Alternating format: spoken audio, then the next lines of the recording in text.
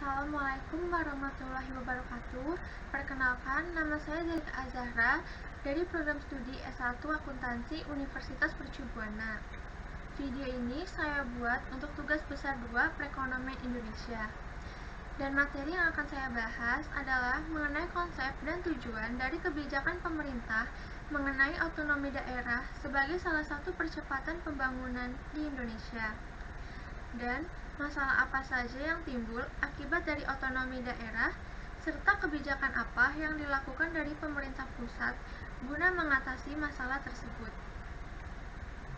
Otonomi berasal dari bahasa Yunani autonomi, yang berarti auto artinya sendiri dan nomos artinya undang-undang.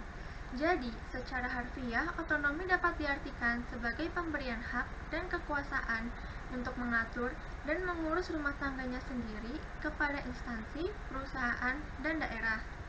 Otonomi daerah merupakan penyerahan urusan atau kewenangan dari pemerintah pusat kepada pemerintah daerah untuk mengatur dan mengurus kepentingan pemerintahan dan masyarakatnya sendiri, sesuai dengan menghormati kerangka negara Kesatuan Republik Indonesia dalam penyelenggaraan pemerintah oleh pemerintah daerah di Indonesia. Istilah asas otonomi seperti yang terdapat pada pasal 1 ayat 2 Undang-Undang Nomor 32 Tahun 2004 tentang Pemerintahan. Konsep dan tujuan otonomi daerah. Secara konseptual, pelaksanaan otonomi daerah di Indonesia dilandasi oleh 3 tujuan utama yang meliputi tujuan politik, tujuan administratif, dan tujuan ekonomi. Perwujudan tujuan politik dalam pelaksanaan otonomi daerah adalah upaya untuk mewujudkan demokratisasi politik melalui partai politik dan Dewan Perwakilan Rakyat Daerah. Selanjutnya, tujuan administratif yang ingin dicapai melalui pelaksanaan otonomi daerah adalah adanya pembagian urusan pemerintahan antara pusat dan daerah, termasuk sumber keuangan, serta pembaharuan manajemen birokrasi pemerintahan di daerah. Dan tujuan ekonomi yang ingin dicapai dalam pelaksanaan otonomi daerah adalah terwujudnya peningkatan indeks pembangunan manusia sebagai indikator peningkatan kesejahteraan masyarakat di Indonesia. Adapun beberapa tujuan otonomi daerah, yang pertama, distribusi regional yang merata dan adil. Kedua, peningkatan terhadap pelayanan masyarakat yang semakin baik. Ketiga, adanya sebuah keadilan secara nasional. Keempat, adanya pengembangan dalam kehidupan demokratis. Kelima, menjaga hubungan yang harmonis antara pusat, daerah, dan antar daerah terhadap integritas Republik Indonesia. Keenam, mendorong pemberdayaan masyarakat. Dan ketujuh, menumbuhkan prakarsa serta kreativitas, meningkatkan peran serta masyarakat, dan mengembangkan peran dan fungsi DPRD. Masalah apa saja yang timbul akibat dari otonomi daerah dan kebijakan apa yang dilakukan pemerintah pusat guna mengatasi masalah tersebut?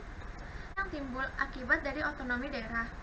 Yang pertama, ketimpangan kemajuan pembangunan antara daerah yang kaya sumber daya alam dengan daerah yang miskin sumber daya alam.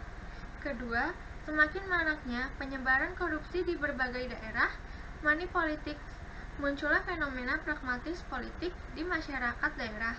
Ketiga, legitimasi politik dan stabilitas politik belum sepenuhnya tercapai. Keempat, adanya konflik horizontal dan konflik vertikal. Dan yang kelima, kesejahteraan masyarakat di tingkat lokal belum sepenuhnya diwujudkan. Solusi dalam mengatasi permasalahan otonomi daerah. Yang pertama, menata kembali peraturan perundang-undangan mengenai desentralisasi dan otonomi daerah untuk memperbaiki hubungan vertikal dalam pemerintahan. Kedua, meningkatkan pelaksanaan kerjasama antar pemerintah daerah, termasuk peningkatan peran pemerintah provinsi.